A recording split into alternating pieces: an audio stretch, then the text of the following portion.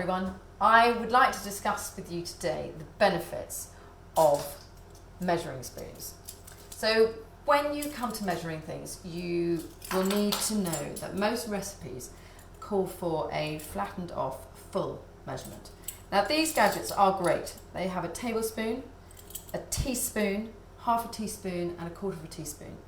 And just as a vague bit of information, the tablespoon is 3 times the size of a teaspoon.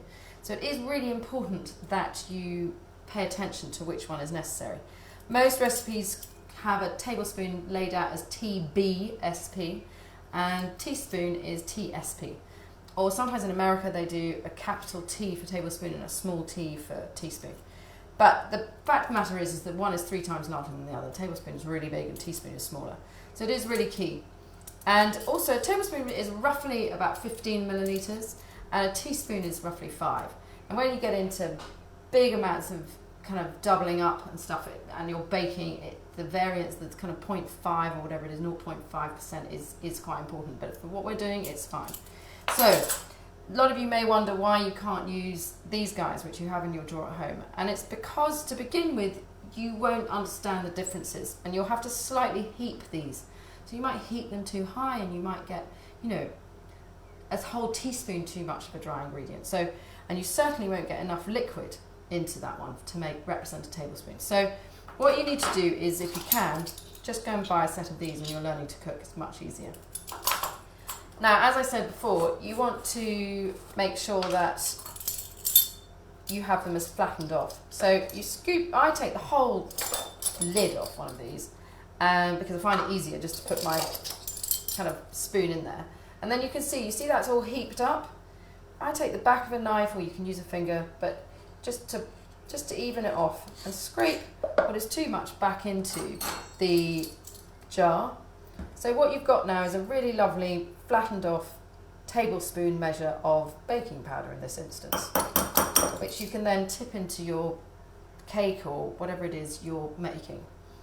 Now when you're dealing with liquid ingredients, it is really important that you measure it to the full. So what you've got is I'm going to use a tablespoon here, and what I want you to do is take the lid off and pour it in, and that's not a tablespoon measure, that is half a tablespoon, which is a teaspoon and a half.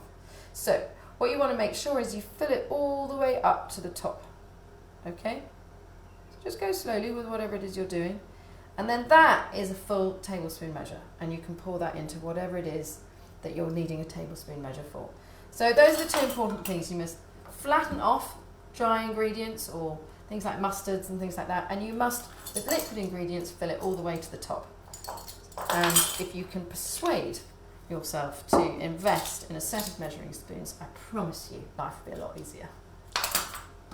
So along with the whole measurement chat, we've got to talk about scales and weighing. But before I do that, I need to just talk to you about something the Americans and the Australians do, which is they often talk about cup measurements. Cup measurements are basically bigger versions of the measuring tablespoons and teaspoons. And you can have either big ones or you've got jugs which have that measurement written on it. Now, it's important if you convert those measurements into grams that you realise that you need to include or consider what it is that you are actually measuring.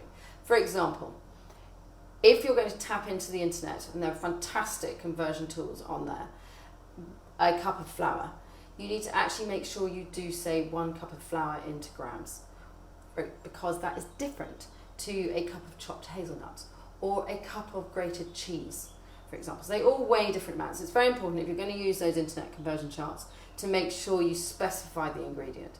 In England, we do it slightly differently. We actually use grams. Marvellous.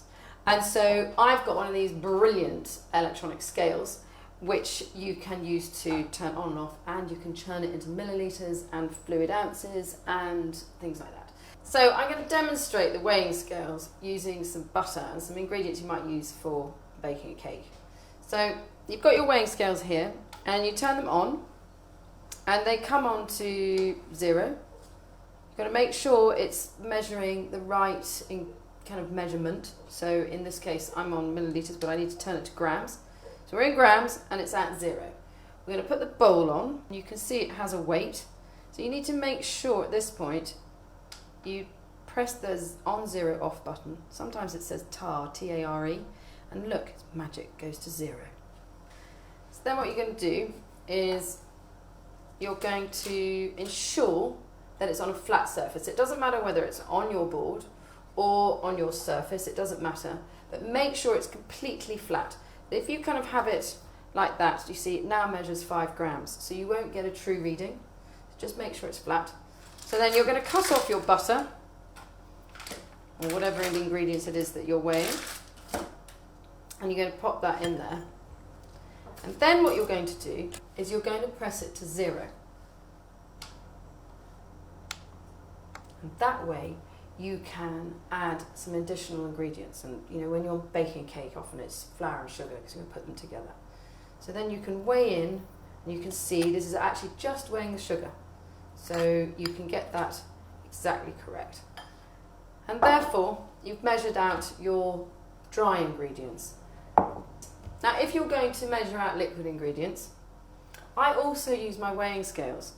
I find that sometimes these numbers and things have all faded a little bit, so it can be quite hard to see. But also the other thing is you have to make sure, if you're going to measure liquid measures in a jug, that you get your eyeballs right down low so that you can see exactly where the measure is going. So actually with these scales, they're brilliant.